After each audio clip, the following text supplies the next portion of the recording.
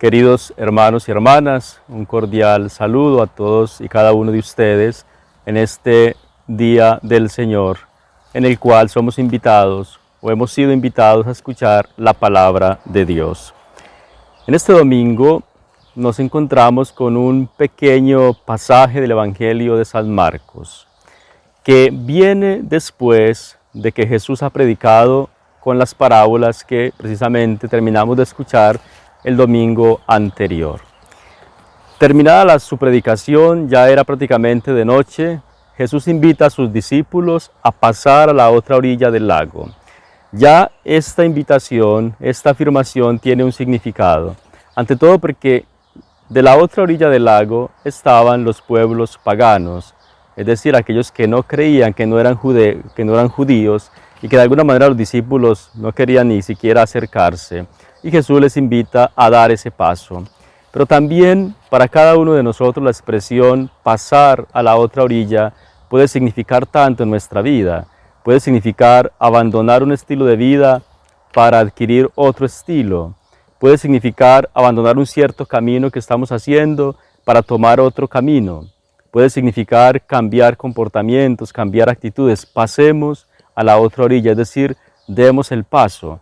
Seguramente tantos de nosotros podemos estar en situaciones que no sabemos cómo manejarlas, que quisiéramos abandonar pero no lo logramos. No tengamos miedo al cambio, porque en el cambio está la mano de Dios que nos ayuda, que nos da la fuerza si nosotros tenemos la voluntad de dar este paso a la otra orilla.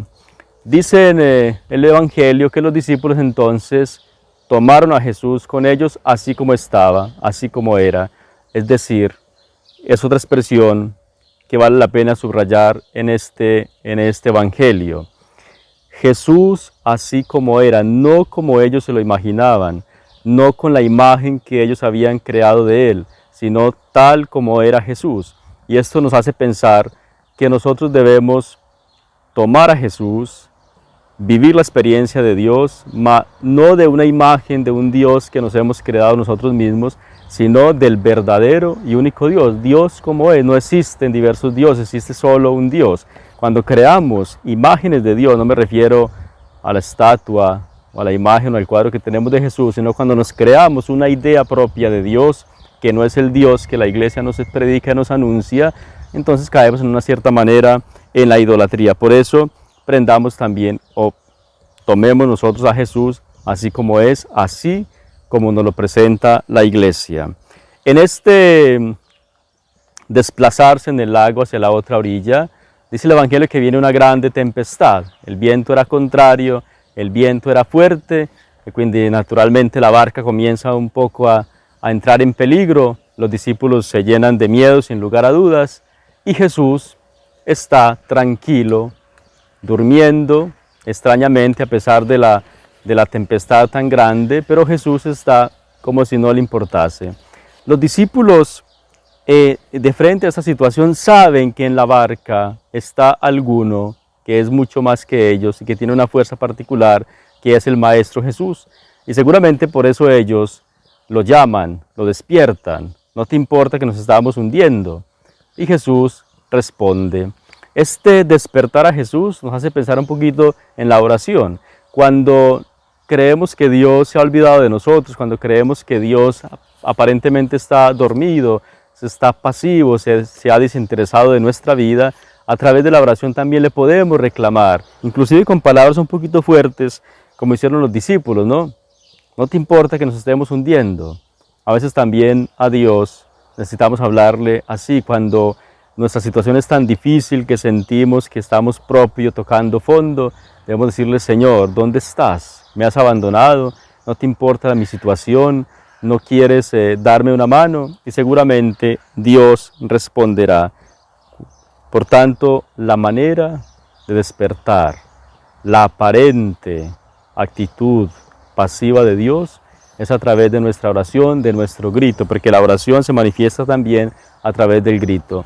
Recordemos lo que dice Salmo 121, no duerme ni reposa el guardián de Israel. Él es nuestro guardián, el guardián no duerme porque está atento a cuidarnos de los peligros. Pero después de eso, de que Jesús viene al encuentro de esa situación que calma el viento, cállate, y viene una grande serenidad, en cierto modo regaña a sus discípulos. ¿Por qué tienes miedo? ¿Todavía no tienen fe?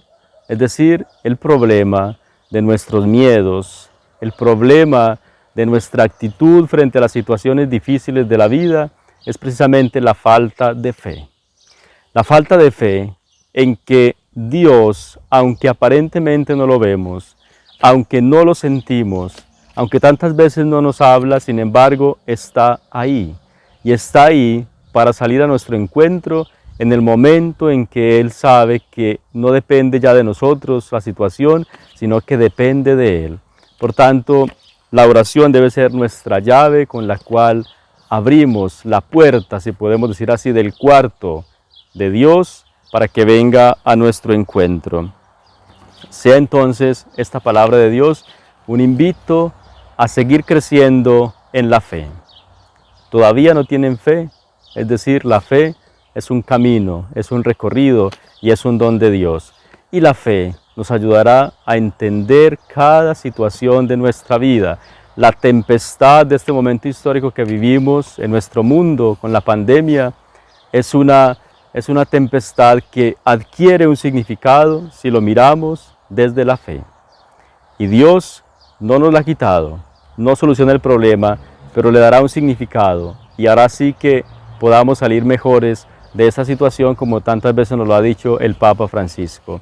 Queridos hermanos, los invito entonces a seguir reflexionando en este Evangelio, a pensar en nuestras tempestades. Cada uno las tiene en su corazón. Y a recordar que aunque sí pareciera que Dios está dormido, Él, no obstante, se despierta fácil.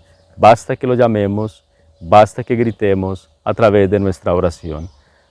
A todos ustedes les deseo un feliz domingo y que el Señor los bendiga.